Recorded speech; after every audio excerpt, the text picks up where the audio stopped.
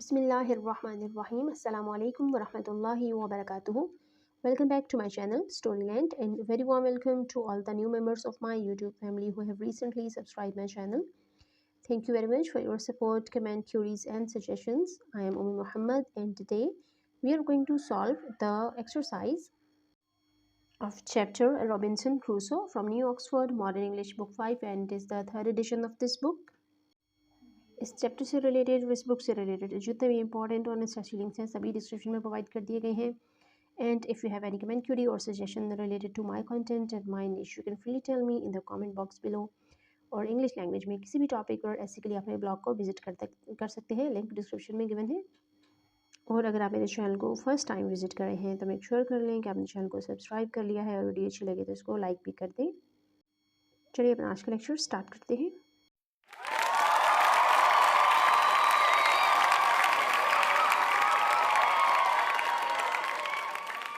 अल्लाहुम्मा अंफ़अनी बिमा अल्लमतनी वअल्लिमनी मा यंफ़अनी वज़िदनी इल्मा वल्हम्दुलिल्लाहि अला कुल्ली हाल. ए अल्लाह, जो इल्म तूने मुझे दिया इससे मुझे फ़ायदा दे, और मुझे वो इल्म दे जो मेरे लिए फ़ायदेमंद हो, और मेरे इल्म में इजाफ़ा फरमा, और हर हाल में अल्लाह का शुक्र है. The first section of exercise is section A, comprehension. Question number 1 है आंसर द फॉलोइंग क्वेश्चंस. नीचे दिए गए सवालात के जवाब दें. ए है who was Daniel Defoe. Daniel Defoe कौन था. B where does the story take place. ये वाक़या या जो कहानी है ये किस जगह की है. See what happened about 2 weeks after Robinson Crusoe started his voyage. जब रॉबिन्सन क्रूसो ने अपने समुद्री सफ़र का आगाज़ किया तो उसके 2 हफ्ते के बाद क्या हुआ. And D what did Robinson Crusoe take from the ship. Robinson Crusoe ने शिप से क्या लिया. इन योर व्यू, आपके ख्याल में, which items would have proved most useful, कि कौन सी चीज़ें उसके लिए ज़्यादा मुफीद साबित हुई होंगी. ई how did Robinson Crusoe discover he lived on an island. और उसे कैसे पता चला रॉबिन्सन क्रूसो को कि वो एक जजीरे पर रह रहा है. एफ है व्हाट डिड ही डू. उसने क्या किया once he made the discovery. जब उसको इस बात का पता चल गया, जब उसने ये दरियाफ्त कर लिया. You will need to add details. आपको इसमें डिटेल्स ऐड करनी होंगी फ्रॉम योर इमेजिनेशन. अपनी इमेजिनेशन पावर को यूज़ करते हुए use words such as firstly, secondly etcetera. इसमें आपने ऐसे वर्ड्स का यूज़ करना है. सबसे पहले यू हुआ, उसके बाद ये हुआ, and then next, and finally to clearly explain the steps he took. जो भी इक़दाम उसने किए उनको साबित करने के लिए आपने इस तरह से पूरी स्टोरी बयान करनी है कि सबसे पहले ये हुआ, दूसरे नंबर पर ये हुआ, और उसके बाद आखिरकार इन वर्ड्स को यूज़ करना है. इसके बाद नेक्स्ट क्वेश्चन है जी, what are some of the things. कौन सी वो चीज़ें हैं he found on the island, जो उसको आइलैंड पर मिली थी या जजीरे पर मिली थी. Next question is H, what do you think happened to the others in the boat. Boat में जो बाकी लोग थे आपके ख्याल में उनके साथ क्या हुआ या क्या हुआ होगा. I is the last question. Robinson Crusoe did not take the gold coin. Robinson Crusoe ने गोल्ड कॉइन्स नहीं लिए थे. Do you think that they would have come in useful. क्या आपको लगता है कि वो उसके इस्तेमाल में आ सकते थे कहीं, या उसको फ़ायदा पहुँचा सकते थे.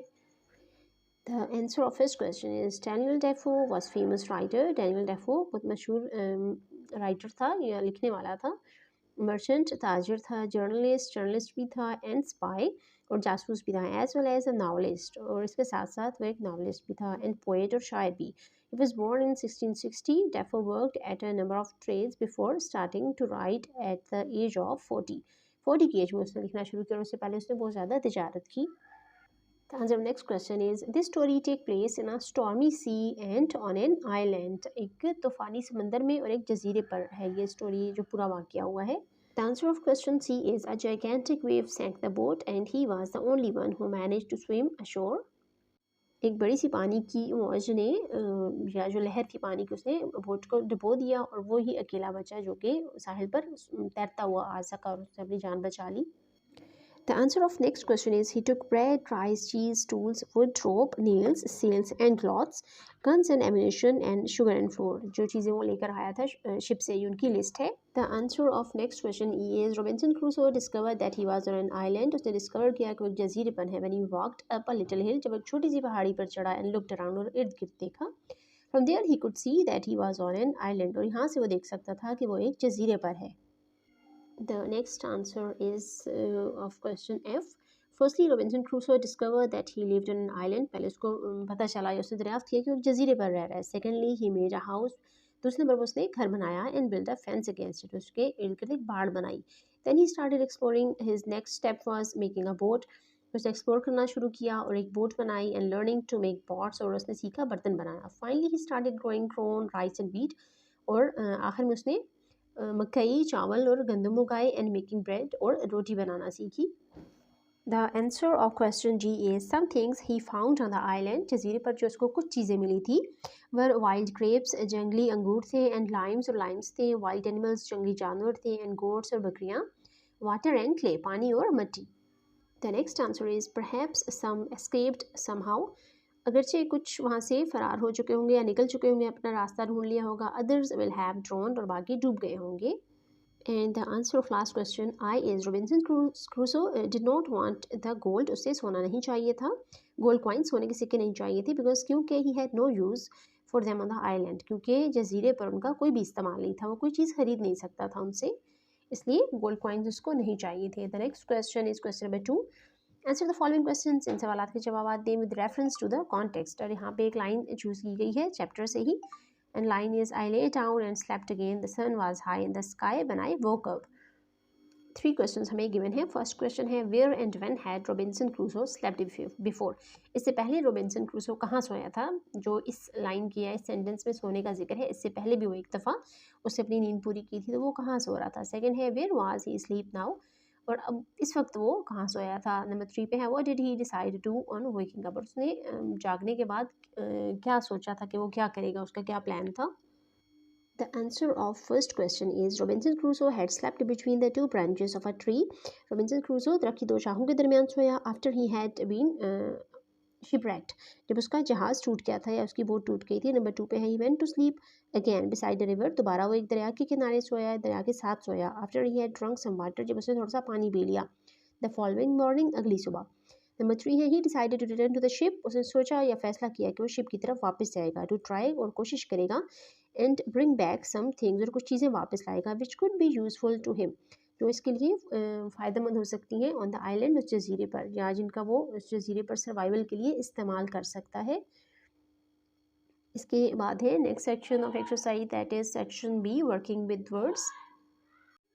फर्स्ट हेडिंग है हमारे पास पोजेसिव प्रोनाउंस. क्वेश्चन नंबर 1 है choose the correct words. Correct words को चूज करें फ्रॉम द बॉक्स से टू कंप्लीट, मुकम्मल करने के लिए द सेंटेंसेस, जुमलों को बिलो जो नीचे दिए गए हैं. Use the other words in sentences of your own, और जो रिमेनिंग वर्ड्स आपके पास बच जाएंगे, क्योंकि 4 सेंटेंसेस हैं. 4 में फिल करने के बाद हमारे पास टोटल 7 वर्ड्स हैं, तो 3 रिमेनिंग आएंगे. उनको हमने खुद से सेंटेंसेस बनाना है और उनमें यूज़ करना है उनको. वर्ड्स हम देख लेते हैं. His, hers, mine, yours, theirs, their and him. The first sentence is A. The bag belongs to her. It is dash. B. Jahangir has a huge collection of books. They are dash most prized possession. And C. We went to a relative's house on Sunday. Dash garden is full of flowers. And last sentence is D. They own those books. The books are dash. यहाँ पर first blank में जो हम word fill करेंगे that is hers, B his, C their and D theirs.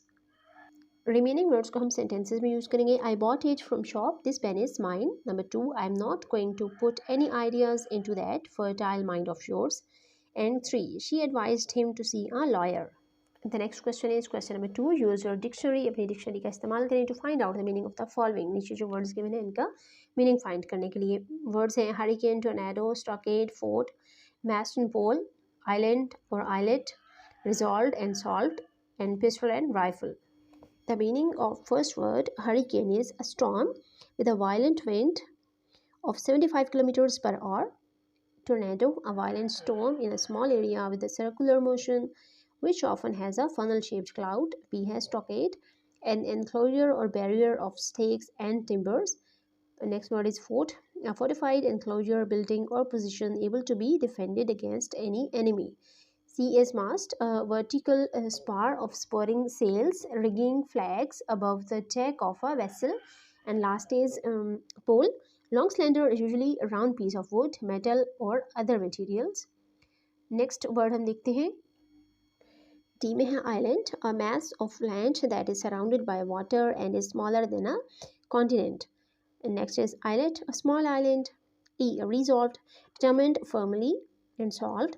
Found the explanation or solution to a problem. F is pistol, a short-barreled handgun and rifle. A firearm having a long barrel with a spirally grooved interior, which imparts to the bullet spinning motion and thus greater accuracy over a longer range. Next question is question number 3. Your teacher will spell out some words. आपकी teacher कुछ words को spell out करेंगी. Write them down, उनको लिखें. Check your answers, अपने answer को check करें. And learn any that you got wrong. और अपने इसमें चेक करना है कि कोई जो आपने मिस्टेक कर दी है या आपने गलत लिखा है उसको आपने दोबारा से याद करना है. Next topic is pronouns. Question number 4 है complete the following sentences by choosing the correct pronoun. जो सही प्रोनाउन है उसको आपने चूज़ करना है. चॉइस दी गई है दो वर्ड्स की. Make sure to choose the right pronoun. और आपने इस बात का यकीन करना है कि आपने दुरुस्त जो प्रोनाउन है उसको ही चूज़ किया है, मुंतखब किया है according to gender and number. Gender और नंबर के अकॉर्डिंगली. फर्स्ट है I finish the painting all by dash. B don't hurt dash by playing carelessly. C we enjoyed dash on the picnic. And D Alia made a cup of tea for dash. यहाँ पर first sentence में word use होगा myself, B में yourself, C में our self and D में herself. The next section of exercise is section C learning about language. ज़बान के बारे में सीखना. Here is the dictionary entry for great. Great का word अगर हम डिक्शनरी में फाइंड करें तो उसकी एंट्री हमें कुछ इस फॉर्म में मिलेगी जैसे हमें यहाँ पर एक रेक्टेंगुलर बॉक्स के अंदर गिवन है जिसमें इस वर्ड के बारे में सारी डिटेल्स बताई गई हैं. Right next to great. Great के बिल्कुल आगे ही या उसके बिल्कुल ही साथ वाला जो वर्ड है देयर इज़ इन्फॉर्मेशन. उसके बिल्कुल साथ ही हमें एक इन्फॉर्मेशन दी गई है, मालूमात दी गई है जो हेल्प अस, जिससे हमें मदद मिलती है विद द प्रोनाउंसिएशन, उसको प्रोनाउंस करने में. नेक्स्ट के बाद जो वर्ड दिया हुआ है उससे हमें पता चलता है कि हमने इस वर्ड को किस तरह से प्रोनाउंस करना है. The word following this tells us about the class to which grade belongs. और इससे साथ वाला जो बिल्कुल वर्ड है उससे हमें पता चलता है कि ये वर्ड्स के कौन से ग्रुप से बिलोंग करता है. ये वर्ब है, एडजेक्टिव है या क्या चीज़ है ये. The example is given great adjective. जो ग्रेट की एग्जाम्पल हमें गिवन है तो यहाँ पे बताया गया है कि किस ग्रुप से ये बिलोंग करता है, तो ये एडजेक्टिव के ग्रुप से बिलोंग करता है. The entry also tells us that this adjective becomes greater and greatest in its comparative and superlative forms. यहाँ से हमें ये डिटेल भी पता चल रही है कि एडजेक्टिव की कंपैरेटिव और सुपरलेटिव फॉर्म्स ग्रेटर और ग्रेटेस्ट होंगी. However, ताहम adjectives like courageous and beautiful, ऐसे एडजेक्टिव्स जिस तरह से courageous है या beautiful है change into more courageous, more beautiful. इनके जब हम comparative डिग्री में करते हैं तो more courageous and more beautiful हो जाएगा. एंड जब इसको हम superlative में करेंगे तो most courageous and most beautiful हो जाएगा. Such words will not have the degree of comparison listed in the dictionary. ऐसे वर्ड्स की कंपैरिजन डिग्रीज डिक्शनरी में लिस्टेड नहीं होंगी. Use your dictionary to find out which classes these words belong to. हमें कुछ words given हैं, 7 words हैं. हमने एक हमारे लिए सॉल्व कर दिया गया है इसका. जो बाकी के 6 वर्ड्स हैं उनको हमने डिक्शनरी में चेक करना है कि ये वर्ड्स के कौन से ग्रुप से बिलोंग करते हैं.